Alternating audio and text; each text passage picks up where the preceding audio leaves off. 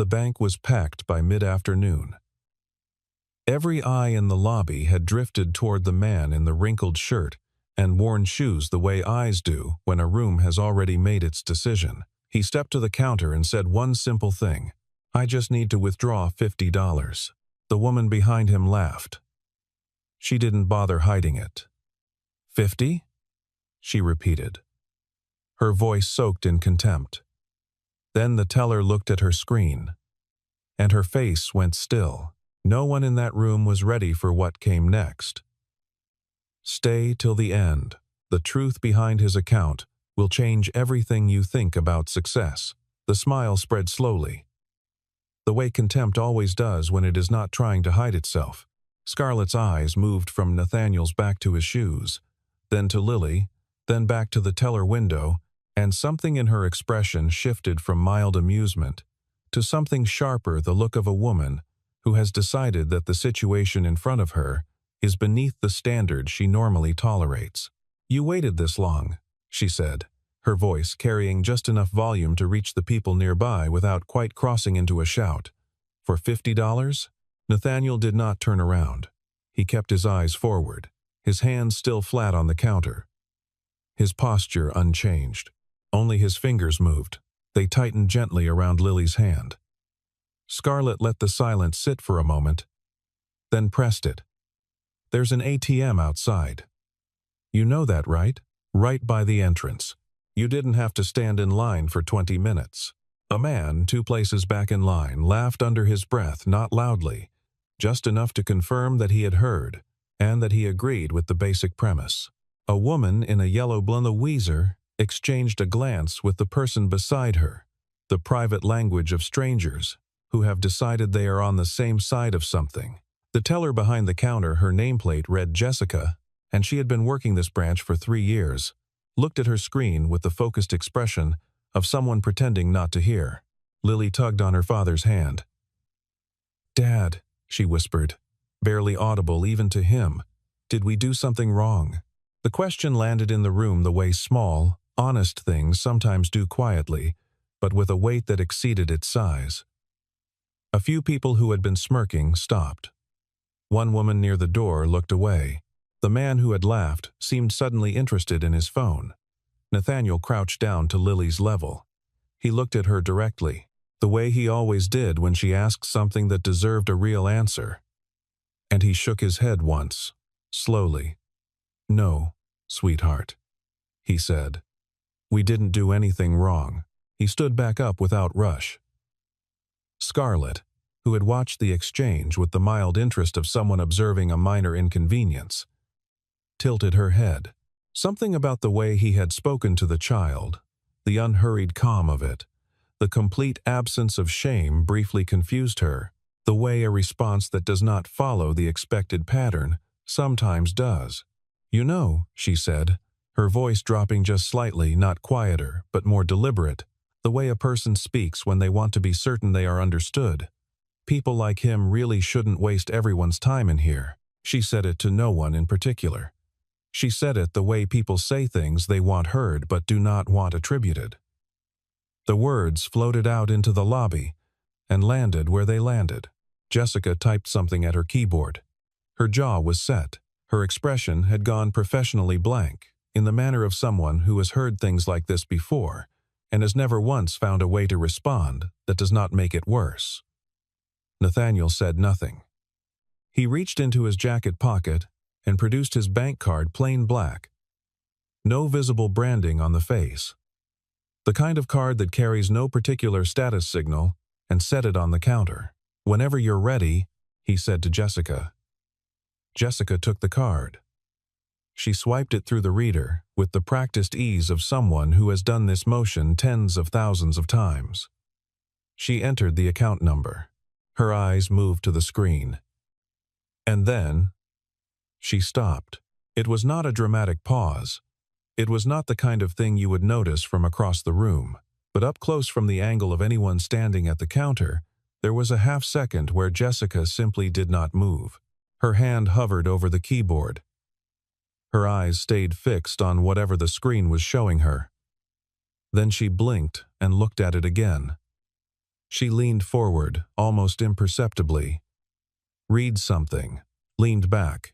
"Sir," she said, her voice carrying a note that had not been there before. Careful now, precise, as if she were suddenly aware that her next words needed to be exactly right. "Are you sure you want to withdraw?" "Only $50?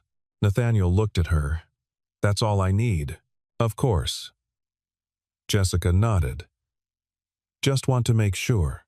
She typed something, then stopped again. Her eyes flicked to the left, toward the manager's office, a glass-walled room at the far corner of the floor where a man in a gray suit was sitting behind a desk reviewing paperwork. Scarlett, whose patience had been thinning steadily since she walked through the door, exhaled through her nose. She had meetings at 4:30 and a call at 5, and the line at this branch on Tuesdays was always inexplicably longer than it had any right to be. "Seriously," she said, "to no one and everyone, what is taking so long?" A few people shifted in line. Someone checked their phone. The ordinary impatience of a crowded lobby filled the air, warm and familiar, and entirely unaware of what was about to change. Lily leaned against her father's leg and watched Jessica with the steady, unself-conscious attention that only children can sustain, without it seeming rude. The stuffed rabbit dangled from her arm. Its one good ear flopped to the side. Jessica typed one more line. "Sit her hands in her lap," and then, very quietly, she picked up the small handset on her desk and made a call. The call lasted under 30 seconds. What was said on the other end of it, no one in the lobby could hear. Jessica listened, nodded once, and replaced the handset with care. Then she looked at Nathaniel with an expression that had completed its transformation gone. Was the careful blankness, replaced now by something that could only be described as composed deference, not subservient, not fawning, simply the quiet attentiveness of someone who understands, suddenly and completely, exactly who they are speaking with. "One moment, sir. My manager is going to come over." Nathaniel nodded. "Take your time." Scarlett made a sound that was not quite a laugh. "Of course there's a manager situation," she said. "For $50. The man in the gray suit, his name was David Holt, branch manager for 11 years, a careful and experienced reader of situations who had handled everything from volatile client disputes to federal auditors with the same metered composure, came out of his office and crossed the floor. He moved with the measured pace of someone who has learned not to hurry in ways that draw attention. He reached the teller station, leaned slightly toward the screen, and read. His expression did not change. It was not the expression of a man who was surprised. It was the expression of a man who had been presented with information and was choosing, very deliberately, how to respond to it. He exchanged a look with Jessica. She gave the smallest of nods. He straightened up and turned to face the counter. The lobby continued around him, keyboards clicking, a phone ringing somewhere at the far end of the floor, the low murmur of two people near the entrance. But something in the air had shifted. It was imperceptible if you were not paying attention, but if you were, you could feel it. The way the center of a room sometimes quietly changes its gravity without anyone saying a word. Scarlett had been watching. She crossed her arms. "Is there a problem?" she asked. David Holt did not look at her. He looked at Nathaniel. "Mr. Brooks," David said, his voice even and unhurried. "Would you prefer this transaction processed from your primary checking account or from one of your investment accounts?" The room did not go silent all at once. It went silent the way a wave recedes. The conversation near the door faded first. Then the man with the phone glanced up. Then the woman in the yellow blazer stopped mid-sentence and turned. Within 4 seconds, the ambient noise of the lobby had dropped to almost nothing, and the only sound was the faint hum of the ventilation system in the ceiling. Scarlett uncrossed her arms. Someone behind her said, very quietly, "Wait." "What?" Nathaniel did not change his expression. He did not look around the room. He did not seem aware, or at least did not seem to care, that every eye in the lobby was now on the back of his slightly wrinkled white shirt. "Primary is fine," he said. Jessica's hands returned to the keyboard. They were not quite steady. "Of course," David said. "We'll take care of that right now." He turned back to the teller station and said something in a low voice that only Jessica could hear. She typed. The transaction processed. The receipt printed. The moment moved forward, the way moments do, regardless of who in the room is ready for it. But the room itself had not recovered. Scarlett Vaughn, who had built a company from a 2-person office in Brooklyn to a $40 million portfolio fund in less than a decade, who had stood across tables from major investors and negotiated without flinching, who had made her reputation on the ability to read a room and understand its dynamics before anyone else in it did, was standing completely still. Her handbag hung from her wrist. Her jaw was slightly forward.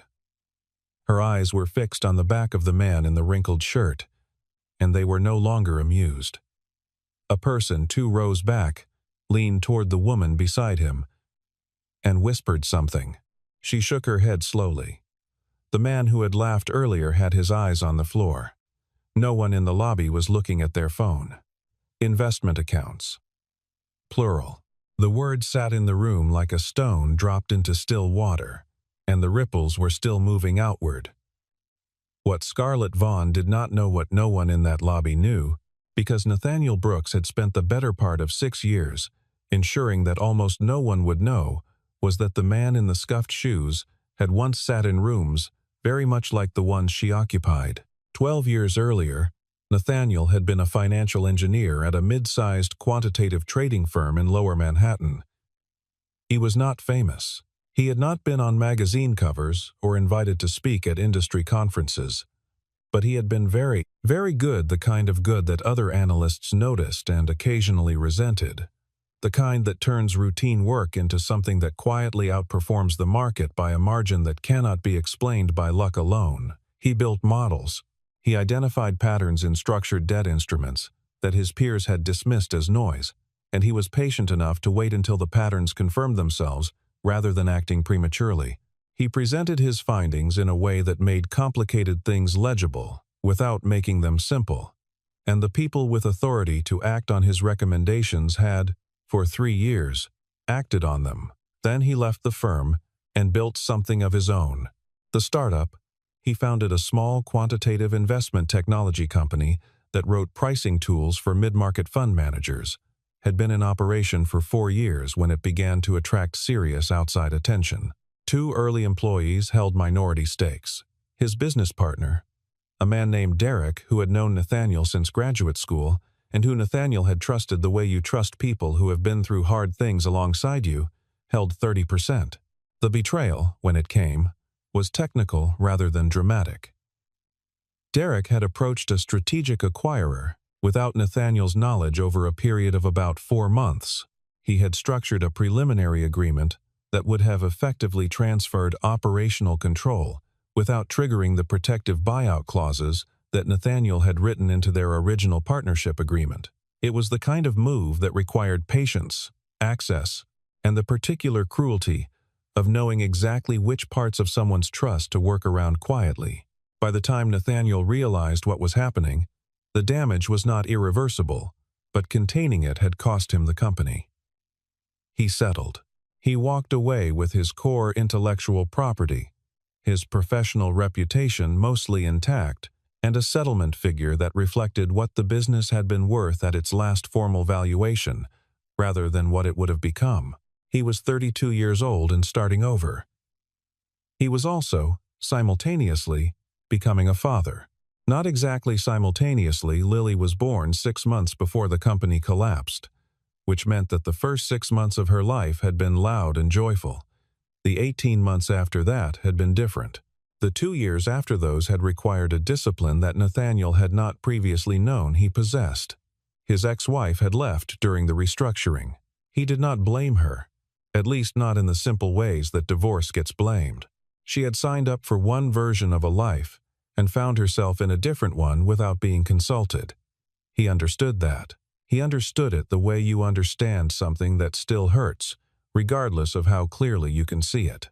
He had Lily every day, except 3 weekends a month. Those days without her were the quietest he had ever known, not peacefully quiet, but the kind of quiet that amplifies everything you would rather not hear. He had learned, in the first year, to fill the time with work. In the second year, he had learned that filling time with work was not the same as being all right. By the third year, he had arrived at something closer to equilibrium. A life that was genuinely his, that he had constructed deliberately around the things that actually mattered, and that did not require the approval or the awareness of anyone else to function. He had rebuilt quietly and without announcement. The settlement money went into a diversified structure index funds for the foundation, a small private fund he managed informally for former colleagues who still trusted his judgment, a portion into direct equity positions in 3 companies he had studied with the same methodical care he once applied to structured instruments. He lived simply, not from necessity, but from choice.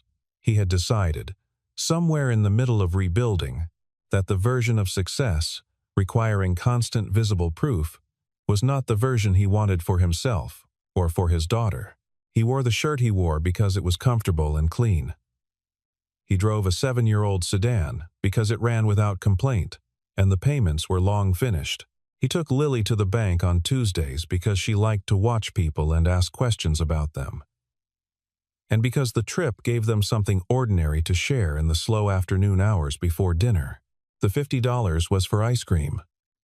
The receipt came out of the printer. Jessica folded it carefully and passed it across the counter with both hands, a gesture she had not made for a routine withdrawal in 3 years of working that branch. Scarlett had not moved. She was staring at Nathaniel's profile, the clean line of his jaw, the unhurried way he folded the receipt and tucked it into his breast pocket with an expression that had traveled, over the past 4 minutes, from contempt to confusion, to something that had not yet found its name. She could not help herself. "What do you do?" she asked. The question came out more directly than she had intended. She was used to controlling the register of her voice, the weight of her words. In 12 years of running a company, she had learned to ask questions that sounded casual but carried freight. This one came out plain and slightly exposed, the way questions do when they are born from something unexpected. Nathaniel picked up Lily's hand. He turned slightly, enough to acknowledge that he had heard. He did not answer. David Holt, who was still standing nearby with the neutral expression of someone who knows exactly what is happening and has no intention of making it worse, cleared his throat very softly.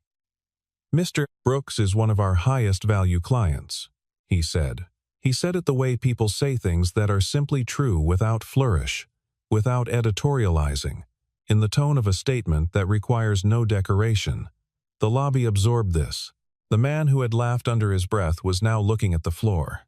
The woman in the yellow blazer had turned fully away. The person who had whispered, "Wait," was not whispering anything.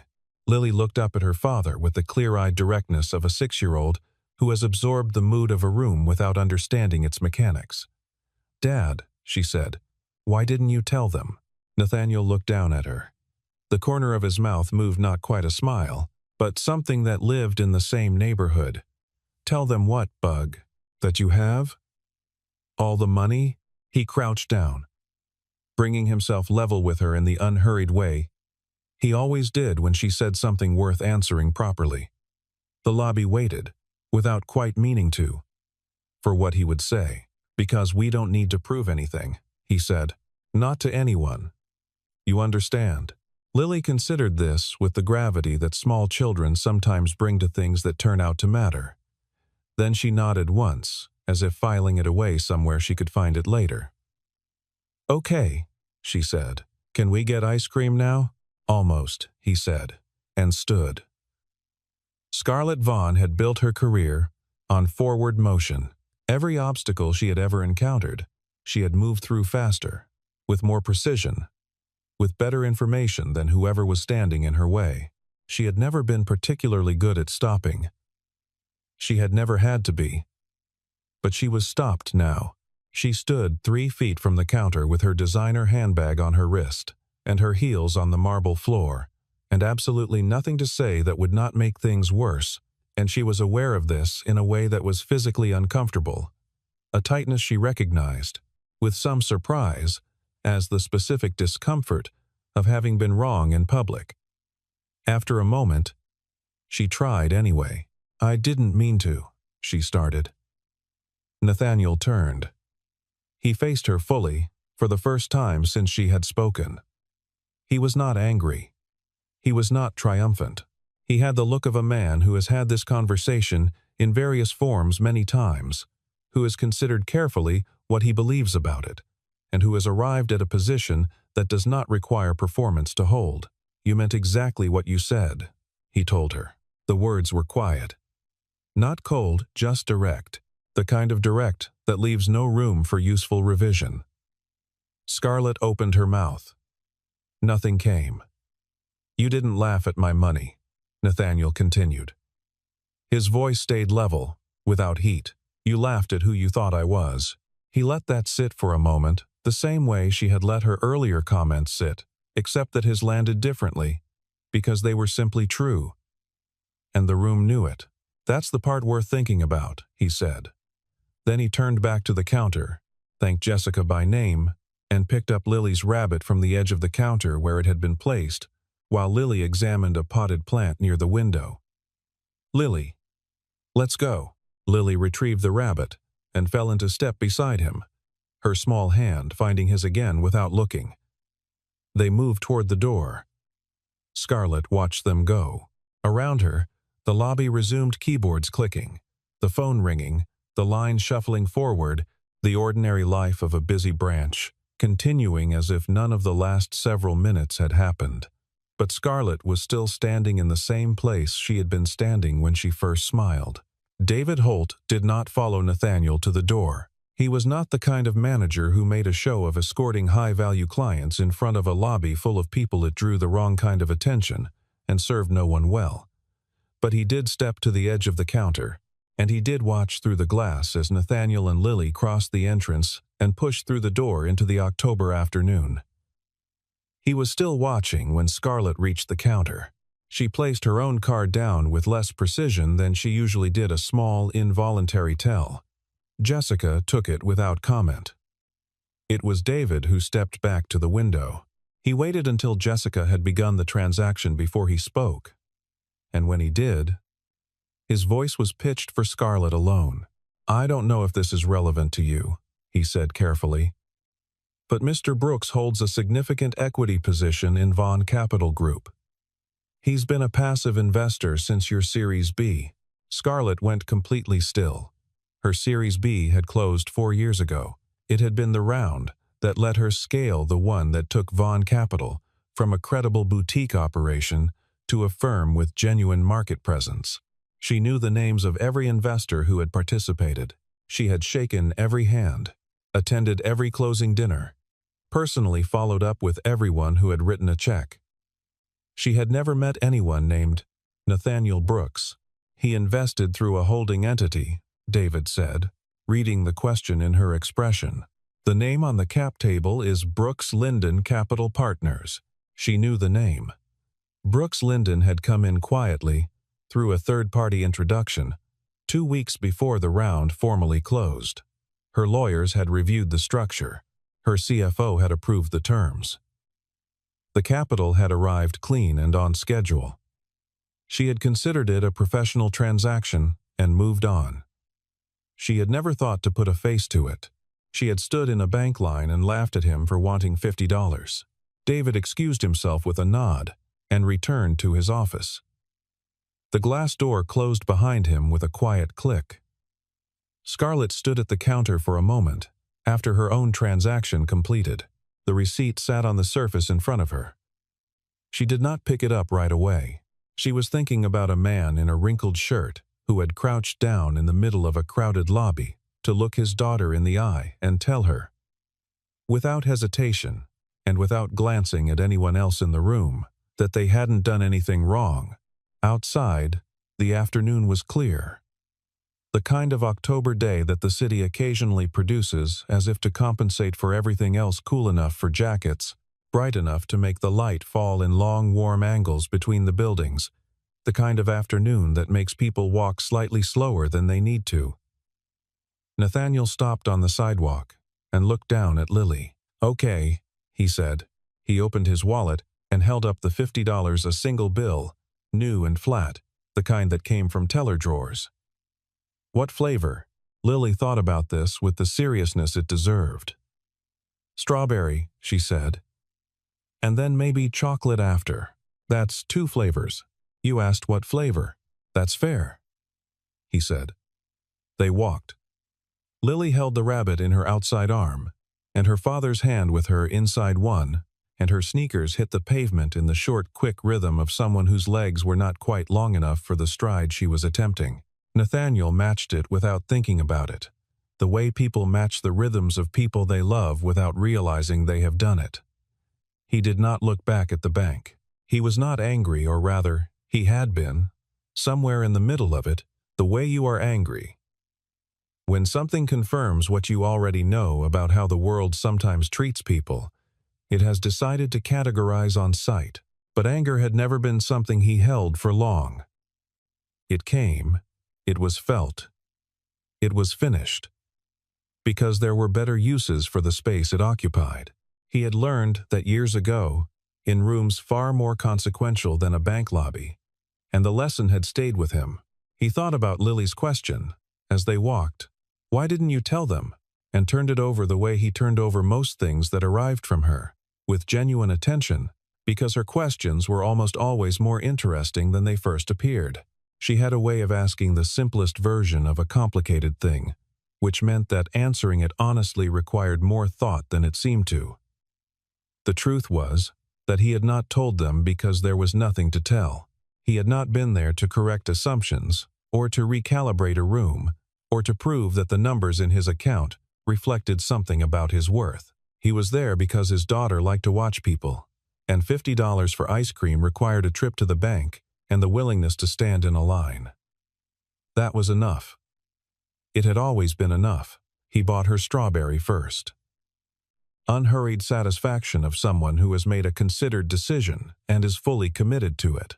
They sat on a bench outside the shop in the afternoon light. And Lily told him about something that had happened at school involving a turtle and a misunderstanding about whose backpack it had been placed in. He listened to every word. The email from Vaughn Capital Group arrived in Nathaniel's inbox on a Thursday morning, 11 days after the bank. It came from Scarlett Vaughn's personal address, not her assistant's, and the subject line was simply, "I owe you an apology." He read it twice. It was direct and without flourish, an acknowledgement of what had happened, a clear statement of what she regretted, and a line near the end that said she had been thinking about it for almost 2 weeks and had concluded that the apology was owed regardless of whether he responded. She also mentioned, in the second-to-last paragraph, that Vaughn Capital was preparing a significant expansion round the kind of raise that would take the firm to a new level, and that she would understand completely if he chose not to participate. But she wanted him to have the information first. Not because of the money, because she had been thinking about who she wanted at the table going forward, and why. And the answer had surprised her. Nathaniel thought about the email for 2 days. He thought about it while making Lily's lunch, while reviewing his other positions, while sitting with a cup of coffee on a Sunday morning, watching the city move at its own unhurried weekend pace.